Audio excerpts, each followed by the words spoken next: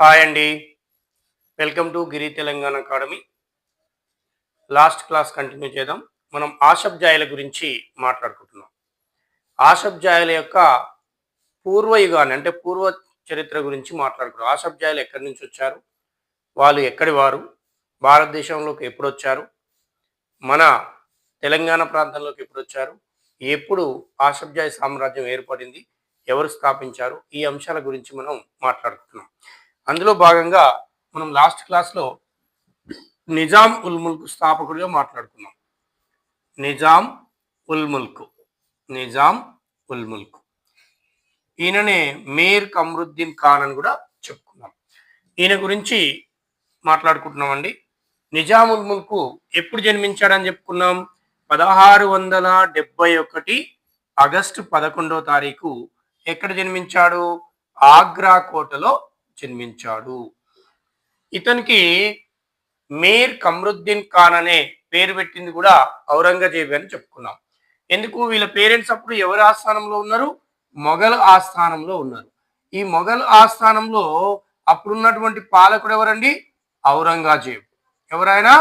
ఔరంగజేబ్. ఇక్కడ నిజాముల్ ముల్క్ లేదా మీర్ కమరుద్దీన్ ఖాన్కి జ్యోతిష్యులు నేన్బక్ అనేటటువంటి బిరుదు ఇవ్వడం కూడా జరిగింది. అయితే ఈ నిజాముల్ ముల్క్ 1671 ఆగస్టు 11న ఆగ్రా కోటలో జన్మించాడు. అక్కడే పెరిగి పెద్దవాడవుతున్నాడు. తదనంతరం 1691లో ఆదోని దుర్గం ఆదోని దుర్గం ముట్టడిలో 1691లో ఆదోని దుర్గాన్ని మొఘల్ సామ్రాజ్యం ముట్టడించింది. ఈ ముట్టడిలో నిజాముల్ ముల్క్ లేదా మీర్ కమరుద్దీన్ ఖాను తనదైన ప్రతిభని కనబరిచాడు. అంటే ధైర్య సాహసాలని కనబరచడం అనేది జరిగింది. ఈ ధైర్య సాహసాలు ఇతను కనబరిచినటువంటి ఈ ధైర్య సాహసాలు ఎవరు నేరుగా చూశారు? ఔరంగజేబు చూశారు.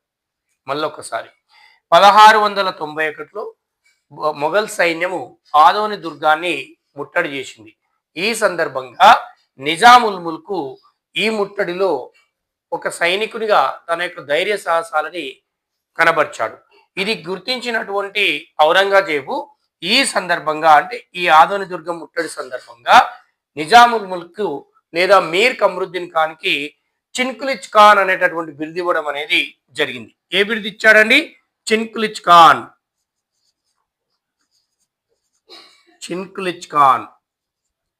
చిన్కులిచ్ ఖాన్ అనేటటువంటి బిరుదు ఇచ్చారు. ఎవరంటే? ఔరంగజేబు. చాలా చాలా ఇంపార్టెంట్ ఆస్పిరెంట్స్. ఇతను నిజాముల్ ముల్క్కి ఎవరు ఏ బిరుదు ఇచ్చారు అనేది కూడా మనకు చాలా చాలా important. Number of time matching టెస్ట్లో అడగడం అనేది జరిగింది. ఒక రాజు ఇచ్చి ఏ బిరుదు ఇచ్చాడని, లేదా నిజాముల్క్ ఉన్నటువంటి బిరుదుల్లో ఈ బిరుదు ఎవరి చేత ఇవ్వబడిందని రకరకాల ఎట్లయినా తిప్పడవచ్చు. ఇక్కడ ఫోకస్ చేయాలి ఆస్పిరెంట్. ఔరంగజేబు మీర్ కమరుద్దీన్ ఖాన్కి ఇచ్చినటువంటి బిరుదు ఏందండి? చిన్కులిచ్ ఖాన్. ఈ చిన్కులిచ్ ఖాన్ ఏ సందర్భంలో ఇవ్వబడిందంటే 1691 ఆదోని దుర్గ సందర్భంలో ఇవ్వబడింది. ఎందుకు? ఈ ముట్టడిలో ఇతను తన ప్రతిభని కనబర్చాడు. అది గుర్తించినటువంటి ఔరంగజేబు ఈ బిరుదు ఇవ్వడం అనేది జరిగింది. దీని తర్వాత 1698లో ఇప్పుడు 1698లో బీజాపూర్ సమీపంలో ఉన్నటువంటి ఎక్కడ ఉంది నాన్న? బీజాపూర్ సమీపంలో ఉన్నటువంటి నాగోరి ప్రాంతాన్ని. ఏ ప్రాంతం? నాగోరి ప్రాంతం. చాలా చాలా ఇంపార్టెంట్. మనం ప్రతిదీ గుర్తుపెట్టుకోవాల్సిందే. 1698లో బీజాపూర్ సమీపంలో ఉన్నటువంటి నాగోరి ప్రాంతాన్ని ఇతను జయించడం అనేది జరిగింది. ఎవరు జయించారు? నిజాముల్ ముల్క్. ఈ నాగోరు ప్రాంతాన్ని జయించుకురాని ఎవరు ఆర్డర్ చేశారు? ఔరంగజేబు ఆర్డర్ చేశారు. అతని అనుమతితోటి 1698లో ఇతని ఆధ్వర్యంలో, ఎవరి ఆధ్వర్యంలో? నిజాం ఉల్ ముల్క్ ఆధ్వర్యంలో నాగోరి ప్రాంతాన్ని జయించాడు. దీంతో సంతోషించినటువంటి ఔరంగజేబు ఇతన్ని మొదటగా 4000 సైన్యానికి అధిపతిని చేస్తూ మున్సబ్దార్ని చేశాడు. ఏం చేశాడు నాన్న? మున్సబ్దార్ అంటే కొద్దిమంది సైన్యానికి ఒక హెడ్. ఇక్కడ మంచిగా వినండి ఒకసారి, వింటే సరిపోతుంది నాకు తెలిసి. నిజాముల్ ముల్క్ 1691 ఆదోని దుర్గంలో తన ధైర్య సాహసాలు మొదటిసారిగా ప్రదర్శించాడు. ఫస్ట్ టైం అనమాట. అప్పుడే ఎవరి మనసుని చూరగొన్నాడు? ఔరంగజేబుని. దీంతో ఔరంగజేబు ఏమని బిరుదు ఇచ్చాడు? చిన్కులిచ్ ఖాన్ అనేటటువంటి బిరుదు ఇచ్చాడు. గతంలో మనకు అడిగింది ఏంటంటే చిన్కులిచ్ ఖాన్ అనగా అని అడిగిండు. కుర్ర కత్తి వీరుడు. ఏమన్నట్టున్నానా? కుర్ర కత్తి వీరుడు, కుర్ర కత్తి వీరుడు. ఇలా కూడా ప్రశ్న అడుగుతున్నాడు. చిన్కులిచ్ ఖాన్ అనగా అంటే కుర్ర కత్తి వీరుడు. ఈ బిరుదు ఎవరిచ్చారు? ఔరంగజేబు. ఎవరికి ఇవ్వబడింది? నిజాముల్ ముల్క్. నిజాముల్ ముల్క్ అసలు పేరేంది? మీర్ కమరుద్దీన్ ఖాన్. ఏ సందర్భంలో ఇచ్చాడు? 1691 ఆదోని దుర్గం ముట్టడి సందర్భంలో ఇవ్వడం జరిగింది. అనంతరం 1698లో బీజాపూర్ సమీపంలో ఉన్నటువంటి నాగోరి ప్రాంతాన్ని జయించాడు. ఎవరంటే నిజాముల్ ముల్క్. ఇతను జయించినప్పుడు ఔరంగజేబు ఏం చేశాడు? ఈ ముట్టడి అనంతరము, ఈ ప్రాంతాన్ని జయించిన అనంతరం 4000 సైన్యానికి అధిపతిగా చేస్తూ మున్సబ్దారి హోదా ఇచ్చాడు. ఎవరికంటే నిజాముల్ ముల్క్కి. ఇవన్నీ ఇంపార్టెంట్. ఇగో ఇక్కడ 4000 సైన్యానికి ఒక హెడ్గా, ఒక అధిపతిగా నియమిస్తూ ఏ హోదా ఇచ్చాడు? మున్సబ్దారి హోదా ఇవ్వడం జరిగింది. ఎవరంటే ఔరంగజేబు. ఎవరికి నానా? నిజాం ఉల్ ముల్క్.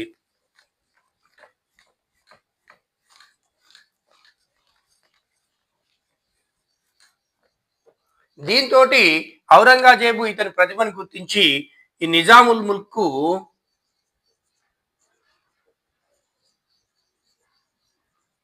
చూడన్నా, ఈ నిజాముల్ ముల్క్ ఏం చేశాడు? దాంతో ఆగలేదు. 1702 సంవత్సరంలో బీజాపూర్ ప్రాంతానికి సుబేదార్గా నియమించాడు. ఎలా నియమించాడు నాన్న? బీజాపూర్ ప్రాంతానికి సుబేదార్. మనకు చాలా చాలా ఇంపార్టెంట్. నిజాముల్ ముల్క్ 1702 సంవత్సరంలో బీజాపూర్ ప్రాంతానికి సుబేదార్గా నియమించబడ్డాడు. ఎవరి చేత? ఔరంగజేబు చేత. తదనంతరం 1707 సంవత్సరంలో ఔరంగజేబు మరణించాడు. ఔరంగజేబు మరణించడం అనేది జరిగింది. ఎప్పుడు నానా? 1707లో. మళ్ళీ ఒకసారి చూడండి. 1702లో బీజాపూర్ సుబేదార్గా ఔరంగజేబు నిజాముల్ ముల్క్ని నియమించాడు. అతి కొద్ది కాలంలోనే, అంటే 1707లో ఔరంగజేబు మరణించాడు. ఇతని మరణానంతరం మొఘల్ రాజులు, మనకు మొఘల్స్ లింక్ చేసుకుంటూ చదవాలి, అట్లయితేనే మనకు, ఎందుకంటే వీళ్ళు ఎవరికి విశ్వాసపాత్రులు? మొఘళ్ళకి. కాబట్టి ఆ మొఘల్స్ ఎవరు ఏ టైంలో ఉన్నారు అనేది మనకు ఐడియా ఉండాలి. ఇగో ఇక్కడ చూడండి, ఔరంగజేబు మనం లాస్ట్ క్లాస్ చెప్పాం. ఎవరి పాలనా కాలంలో వీళ్ళు వచ్చారు అన్నప్పుడు షాజహాన్ పాలనా కాలంలో వచ్చారు భారతదేశంలోకి. ఈ నిజాముల్ ముల్క్ యొక్క తాత తండ్రి షాజహాన్, గుర్తుపెట్టుకోవాలి. షాజహాన్ కాలంలో రావడం అనేది జరిగింది.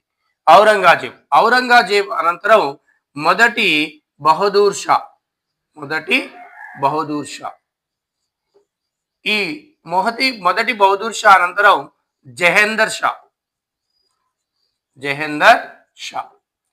ఈ జహేందర్ షా అనంతరం ఫరూక్ షియార్.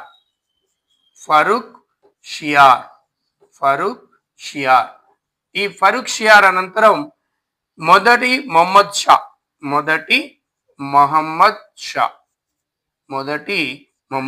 ఈయన రంగేలి రాజా అంటాం మనం. ఏమంటానా? రంగేలి రాజా. ఇంతవరకు మనకు నిజాములు చదువుకునేటప్పుడు వీళ్ళు కూడా మనకు ఐడియా ఉండాల్సిందే. ఎవరెవరు నాన్న? ఔరంగజేబ్, మొదటి బహదూర్ షా, జహేందర్ షా, ఫరూక్ షియార్, మొదటి మొహమ్మద్ షా. వీళ్ళెవరు ఇంతకు? వీళ్ళు మొఘల్ పాలకులు. ఇక్కడ ఎవరి గురించి చదువుతున్నాం మనం? ఆషఫ్ జాయిల్. కానీ వీళ్ళ నుంచి వీళ్ళకి లింక్ చేసుకుంటూ చదవాలి. ఎందుకు? ఆషఫ్ జాయిల్ మొత్తం ఎవరికి విశ్వాస పాత్రులుగా ఉన్నారు? మొఘల్స్కి. ఇది మనకు గుర్తుండాలి. ఇప్పుడు మనం ఇక్కడ చదువుతున్నటువంటి ఆషఫ్ జా సామ్రాజ్య స్థాపకుడైనటువంటి నిజాం ఉల్ ముల్క్. ఇగో ఈ నిజాం ఉల్ ముల్క్ ఇప్పుడు ఏం చేశాడు? 1702 వచ్చే నాటికి బీజాపూర్ ప్రాంతానికి సుబేదార్గా ఉన్నాడు. ఎవరు ఈ హోదా ఇచ్చారు? ఔరంగజేబు. ఔరంగజేబు ఎప్పుడు చనిపోయిందని చెప్పుకున్నాం? 1707లో. ఇగో ఔరంగజేబు 1707లో చనిపోయిన నాటికి నిజాముల్ ముల్క్ ఏ హోదాలో ఉండని గతంలో ప్రశ్న. ఏ హోదాలో ఉండు? బీజాపూర్ ప్రాంతానికి సుబేదార్ హోదాలో ఉన్నాడు. అనంతరము ఈ మొదటి బహదూర్ షా మొదటి బహదూర్ షా అధికారంలోకి వచ్చిండు. మొఘల్ సామ్రాజ్యంలో ఔరంగజేబు అనంతరం వచ్చినటువంటి వ్యక్తి ఎవరంటే మొదటి బహదూర్ షా. వీళ్ళందరినీ మనం లేటర్ మొఘల్స్, వీళ్ళని గ్రేటర్ మొఘల్స్ అంటాం.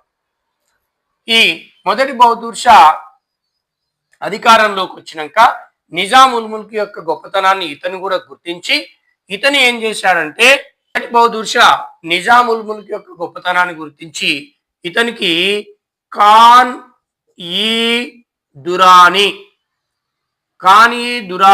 అనేటటువంటి బిరుదు ఇచ్చి ఇతన్ని అవధ్ ప్రాంతానికి, ఏ ప్రాంతానికి నానా? అవధ్ ప్రాంతానికి సుబేదార్గా పంపాడు. మనం చాలా చాలా ఇంపార్టెంట్.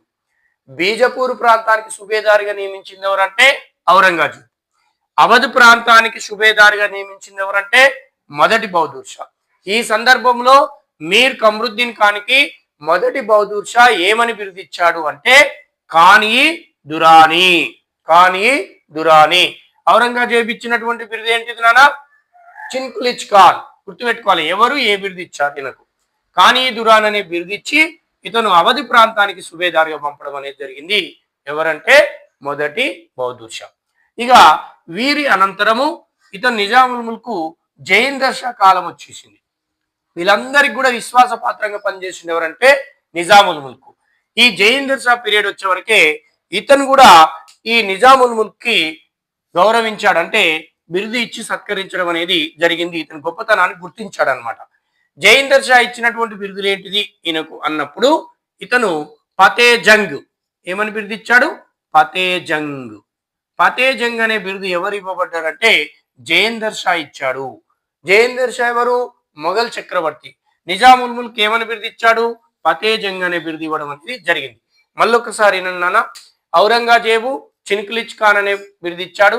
మొదటి బహదూర్ షా ఖాన్-ఈ దురానీ అనే బిరుదు ఇచ్చాడు.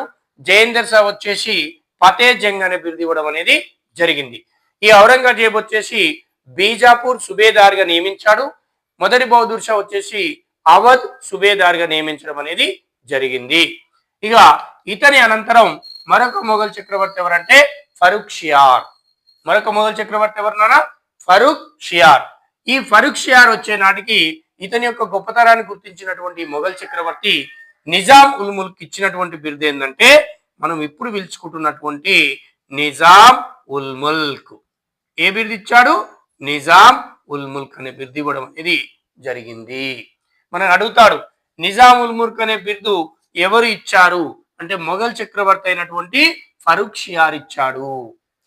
ఈ ఫరూక్ షియార్ ఇచ్చి ఈ నిజాం ఉల్ ముల్క్ లేదా మీర్ కమరుద్దీ ఖాన్ ఏం చేశాడంటే దక్షిణానికి ప్రతినిధిగా నియమించాడు. ఎప్పుడు? 1713లో. ఒకసారి నన్ను మళ్ళీ, ఔరంగజేబు సుబేదార్ అంటే ఒక్క ప్రాంతానికి అధిపతి, బహదూర్ షా కూడా సుబేదార్ అవధికి ఒక్క ప్రాంతానికి. కానీ ఫరూక్ షియార్ వచ్చే వరకే దక్షిణాధిపతిగా దక్షిణ ప్రాంతానికి ప్రతినిధిగా నియమించాడు. అంటే ఇక్కడ అర్థమైందంటే నాన్న, నిజాం అనగా ఒకసారి చూడండి, నిజాం.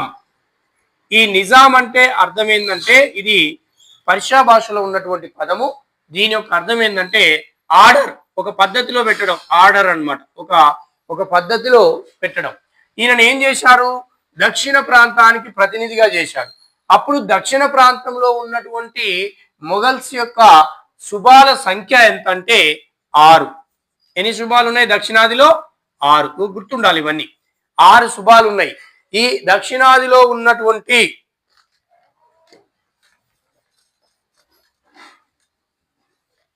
ఒకసారి నన్న, ఇగో ఈ దక్షిణ ప్రాంతంలో ఉన్నటువంటి ఈ 6 శుభాలకి ఎన్ని శుభాలు ఉన్నాయి నాన్న? 6. ఇగో ఈ 6 శుభాలకి ప్రతినిధిగా అంటే అధిపతిగా నియమిస్తూ ఈయనకి ఇచ్చినటువంటి బిరుదు ఏంటంటే నిజాం ఉల్ ముల్క్. ఎవరు నాన్న ఇది ఇచ్చింది? ఫరూక్షియార్. ఎవరిచ్చారు? ఫరూక్షియార్. ఫరూక్షియారు దక్షిణాదిలో ఉన్నటువంటి 6 సుబాలకు దక్షిణ ప్రతినిధిగా, అధిపతిగా, అంటే ఈ 6 సుబాలకు హెడ్.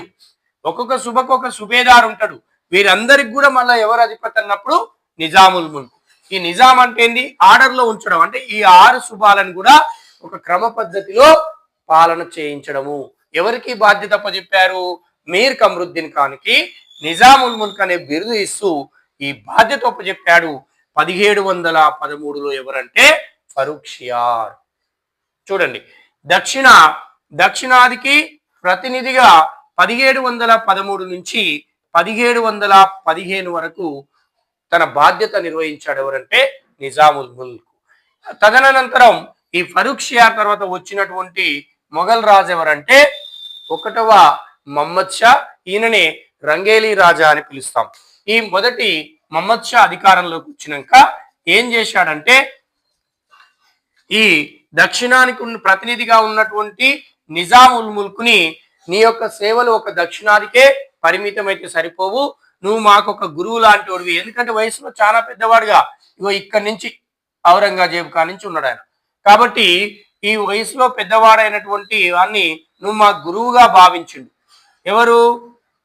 మొహమ్మద్ షా నిజాముల్ ముల్క్ ని తన గురువుగానే భావించి, నీ సేవలు ఇప్పుడు ఎక్కడ ఒక దక్షిణాదికే పరిమితం అయితే బాగుండదు అని 1715 సంవత్సరంలో తన ఆస్థానానికి, అంటే మొఘల్ సామ్రాజ్యానికి ప్రధానిగా నియమించాడు. ఇక్కడ 1715లో నిజాముల్ ముల్క్ దక్షిణ ప్రతినిధి నుంచి ఎక్కడికి పోయాడు? ఇప్పుడు ఢిల్లీకి ప్రధానిగా పనిచేశాడు. అంటే మొఘల్ సామ్రాజ్యానికి ప్రధానిగా నియమించబడ్డాడు మొదటి మహమ్మద్ షా కాలంలో. ఈ మొదటి మహమ్మద్ షా లేదా రంగేలి రాజా ప్రధానిగా నియమించింది ఎవరినంటే నిజాం ఉల్ ముల్క్ ని. ఎప్పుడు? 1715లో. ఇగో ఇక్కడ ప్రధానిగా నియమించాడు. ఇతను చాలా ఇష్టమైన వ్యక్తి. ఇతని యొక్క గొప్పతనాన్ని గుర్తించాడు కాబట్టి తన గురువుగా కూడా భావించాడు. ఇతన్ని నియమించాడు, మంచిగా ఉంది. కానీ ఈ మొదటి మహమ్మద్ షా నియమించడం వరకు ఓకే, ఆయనకి ఇష్టం 100%.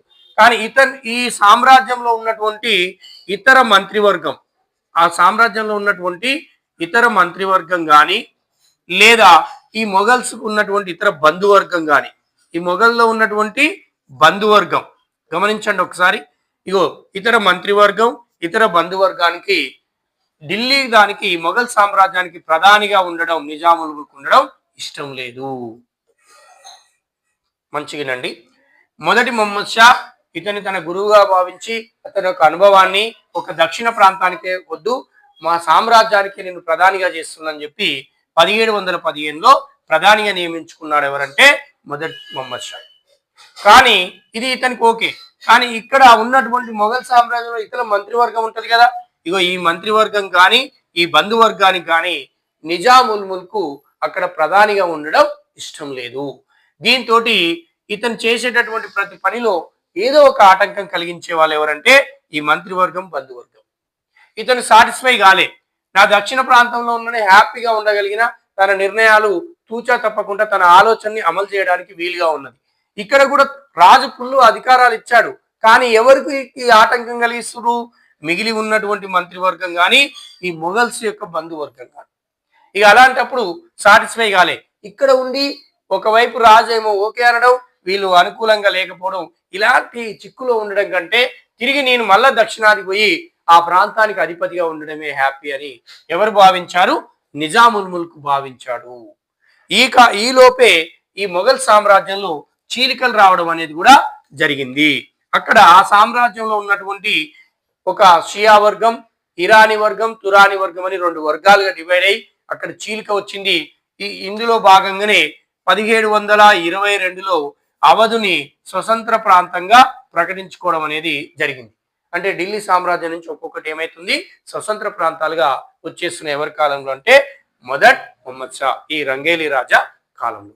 ఇది ఎంత గమనించినటువంటి నిజాముల్ ముల్క్ ఇది నాకు కరెక్ట్ కాదు కానీ ఇతను తిరిగి ఎక్కడికి పోయాడు? ఇతనికి చెప్పకుండానే తిరిగి మళ్ళా దక్షిణ ప్రాంతానికి వచ్చాడు.